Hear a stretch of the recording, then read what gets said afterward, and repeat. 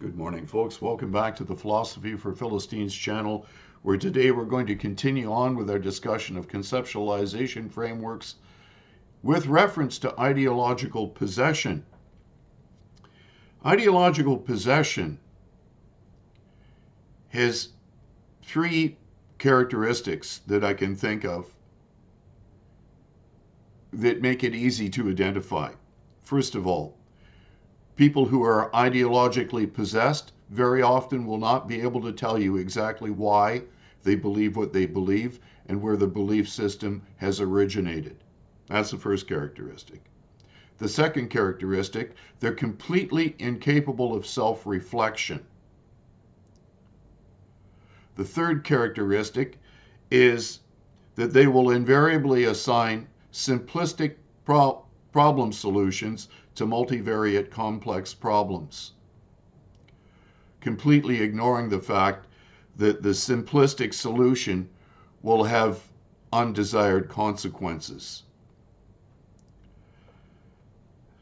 So, with regard to what's happened with the Freedom Convoy since last weekend, by and large it's been peaceful, positive, and has provided people with hope that by expressing their discontent with governmental overreach, it will serve to change the government's policies.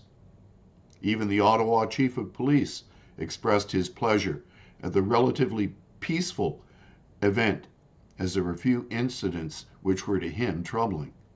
It remains to be seen, however, what the result of the Freedom Convoy will have on this government. Trudeau remains unmoved.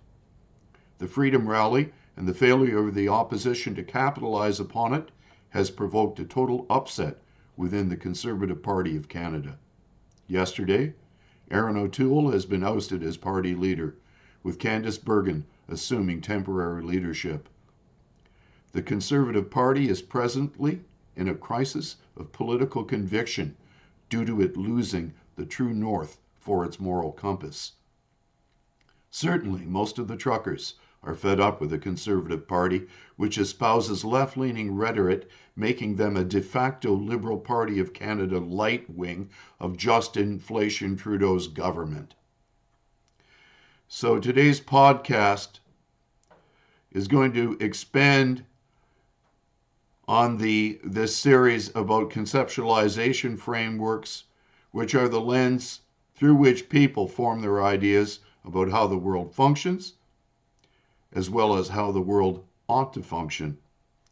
Clinical psychologist, author, and lecturer Dr. Jordan B. Peterson often states that ideologies are parasites on religious substructures. Therefore, we are confronted with a generation who have been taught social theories heavily influenced by cultural Marxist ideology. And since ideologies are parasites on religious substructures, they are no replacement for a philosophy which can provide an a priori moral, ontological, and epistemological framework for life.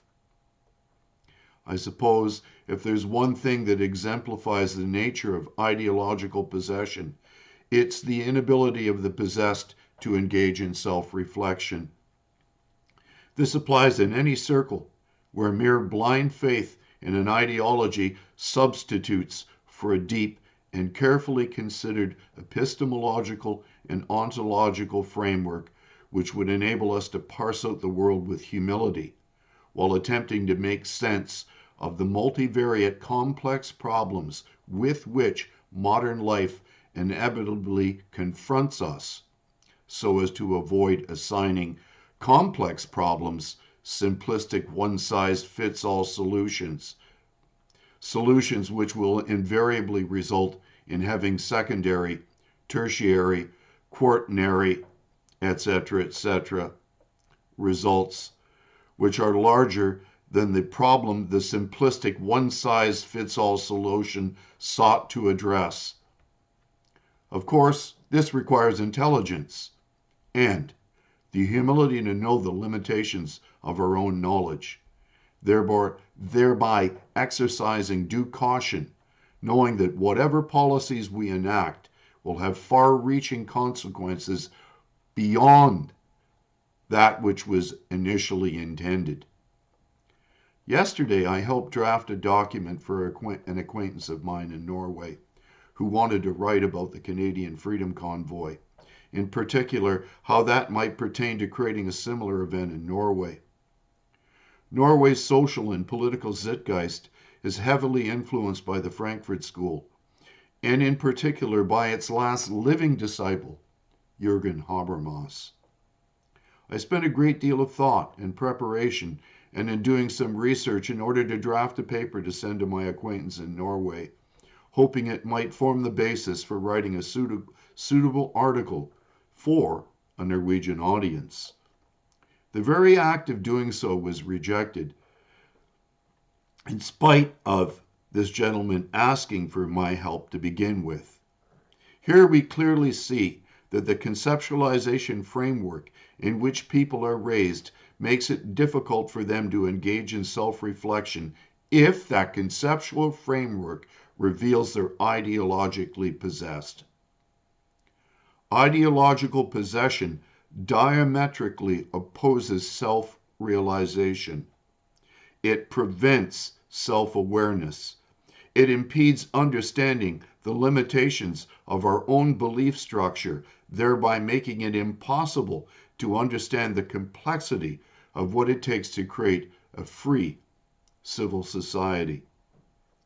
Our ancestors, with all their faults, were wise enough to create constitutional laws that would limit the state from impinging on the inherent God-given rights each individual citizen has. Constitutions exist to prevent the state from exceeding its legal limits to govern. And yet we see in Norway, in Canada, all throughout the Western world, and certainly today in the USA, governments exceeding their constitutional mandate to govern. Legislators have become a law unto themselves. Lobbyists are afforded access to controlling government, which by right belongs only to the people. The elite are doing so because ideological possession has replaced the understanding required for them to engage in self-reflection and moral behavior. This is why governments all throughout the West have become a law unto themselves, since our leaders cannot conceive of themselves as being wrong. These exact sentiments were reflected in our Prime Minister's own words during the Freedom Convoy rally here in Ottawa. He finds the beliefs of the people in that rally to be abhorrent. So my question, are all the rallies in the world going to change how people think?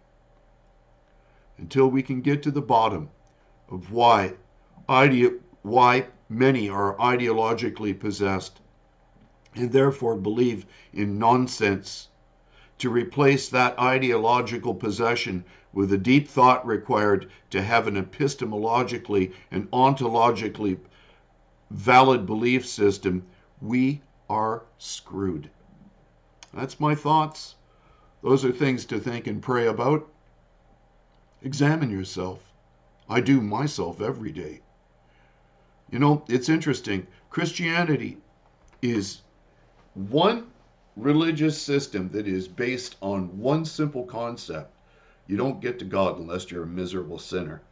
And you don't get there until you confess that you are. Now, if you're looking for a wicked man, he's talking to you. But every day I repent and I hope to get better. There's something to pray about for me and for yourself. Have a great day.